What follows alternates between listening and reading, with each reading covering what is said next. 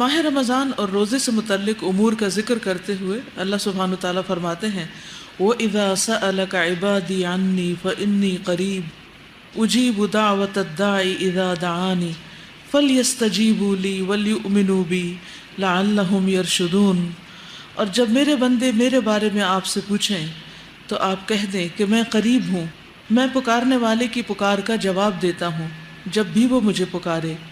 بس چاہیے کہ وہ میری بات مان لیں اور مجھ پر ایمان لائیں تاکہ وہ ہدایت پائیں۔ تو اس سے کیا پتہ چلتا ہے کہ اللہ سبحانہ وتعالیٰ قریب ہے، اور ہمیں کسی بھی دکھ، تکلیف، پریشانی اور حاجت میں سب سے پہلے اس کو پکارنا چاہیے اور اسی سے مانگنا چاہیے، اور ہر حال میں مانگتے رہنا چاہیے، لیکن خصوصاً رمضان میں، کیونکہ دعاؤں کی قبولیت زیادہ ہوتی ہے۔ روزہ دار کی دعا قبول کی جاتی ہے۔ حضرت انس کی روایت ہے کہ رسول اللہ صلی اللہ علیہ وسلم نے فرمایا 3 آدمیوں کی دعا رد نہیں کی جاتی، باپ کی دعا،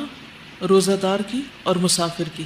یعنی باپ اپنے بچوں کے لیے جب دعا کرتا ہے تو وہ دعا بھی قبول ہوتی ہے،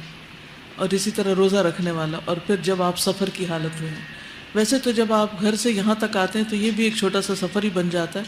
تو طالب علم بھی ہوتے ہیں آپ، اور طالب علم کے راستے میں تو فرشتے پر بچھاتے ہیں، تو اس لیے اس موقع کو بھی نہ گنوایا کریں۔ اس میں بھی آپ راستے میں آتے ہوئے دعائیں ضرور کیا کریں، کیونکہ یکسوئی کا موقع بھی ہوتا ہے۔ گھر میں انسان کے کئی قسم کے کام ہوتے ہیں، بعض اوقات نمازیں بھی جلدی میں پڑھی جا رہی ہوتی ہیں، تو سفر میں اور تو کچھ بھی نہیں کرنا ہوتا، زیادہ سے زیادہ ہم جو ساتھ بیٹھا اس سے کوئی چھوٹی موٹی بات کر لیتے ہیں، اور اگر چھوٹی موٹی کرتے بھی ہیں تو اس کو بھی تقسیم کر لیں، کچھ وقت اپنے سفر کے ساتھیوں کے ساتھ اور کچھ وقت اپنے رب کے ساتھ بات کرتے ہوئے گزاریں۔